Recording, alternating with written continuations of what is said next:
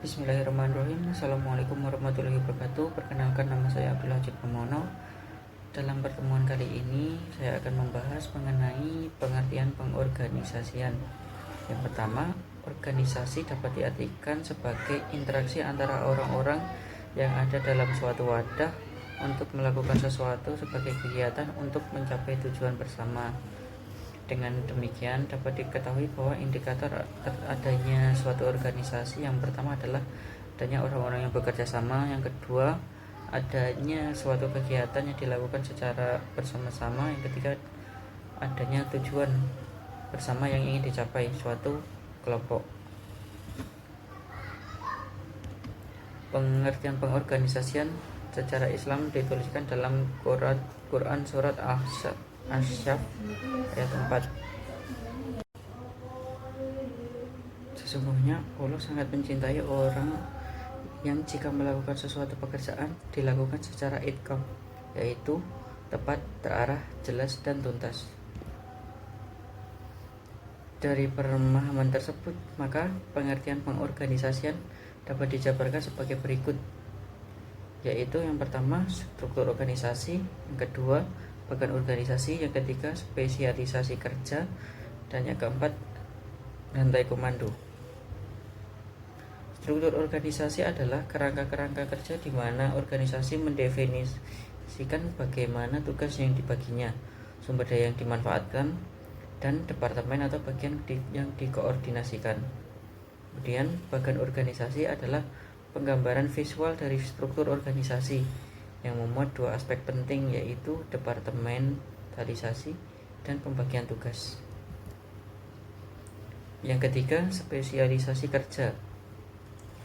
Pembagian tugas organisasi ke dalam pekerjaan yang berbeda. Tujuan diadakannya spesialisasi kerja ini adalah agar pekerjaan yang dilakukan menjadi lebih efisien dan efektif. Yang keempat adalah rantai komando, adalah garis wewenang yang menghubungkan suatu orang dalam organisasi dan menunjukkan kepada siapa seorang bertanggung jawab atas pelaksanaan pekerjaannya.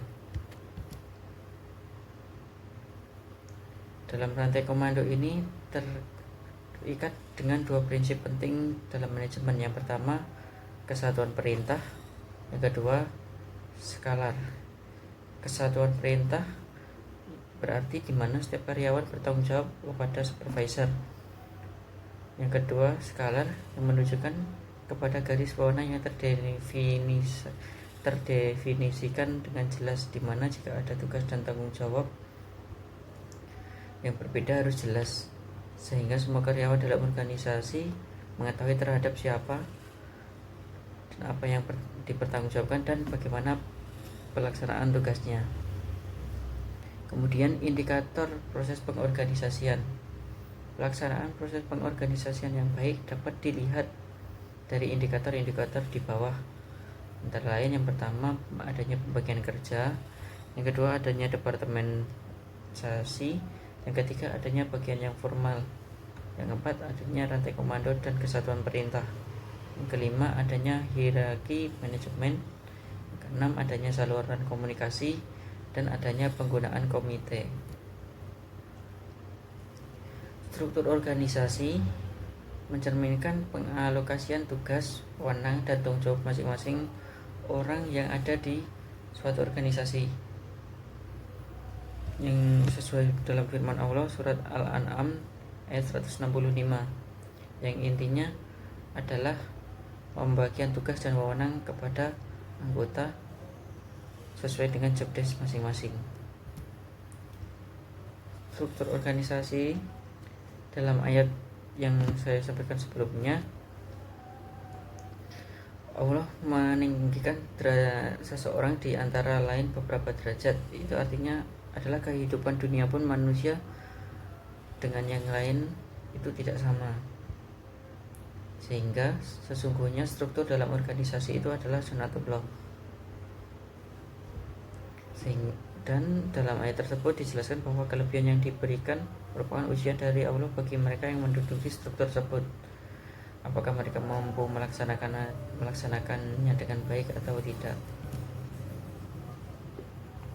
Struktur organisasi biasanya disusun sesuai keperluan atau dengan kata lain tergantung pada besar kecilnya kapasitas organisasi, sehingga istilah struktur organisasi yang ramping dan struktur organisasi yang gemuk masing-masing tentu ada kelebihan dan kekurangannya.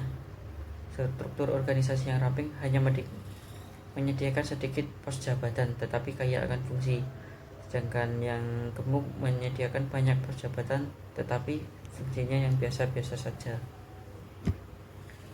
Kemudian saya akan membahas mengenai faktor-faktor yang mempengaruhi rancangan struktur organisasi. Yang pertama, strategi. Yang kedua, teknologi yang digunakan. Yang ketiga, sumber daya manusia atau karyawan. Yang keempat, ukuran besar kecilnya organisasi. Sedangkan struktur organisasi terdiri dari yang pertama, spesialisasi kegiatan. Yang kedua, standarisasi kegiatan. Yang ketiga, koordinasi kegiatan. Yang keempat, sentralisasi dan desentralisasi pembuat keputusan. Yang kelima, ukuran satuan kerja. Bagan organisasi merupakan suatu penggambaran struktur organisasi yang memperlihatkan susunan fungsi-fungsi departemen dan posisi yang menunjukkan hubungan di antaranya. Bagan organisasi menggambarkan mengenai yang pertama, pembagian kerja. Yang kedua, rantai perintah. Yang ketiga, tipe pekerjaan. Yang keempat, pengelompokan segmen-segmen pekerjaan. Dan yang kelima, tingkatan manajemen. Departemenisasi. Ada beberapa cara bagi organisasi untuk memutuskan pola organisasi yang akan digunakan untuk mengelompokkan kegiatan yang bermacam-macam. Salah satu di antaranya adalah yang disebut dengan departemenisasi. Departemenisasi dapat dikelompokkan atas dasar yang pertama, fungsi. Yang kedua, produk atau jasa. Yang ketiga, wilayah. Yang keempat, proses. Dari penjelasan saya di atas dapat disimpulkan bahwa organisasi merupakan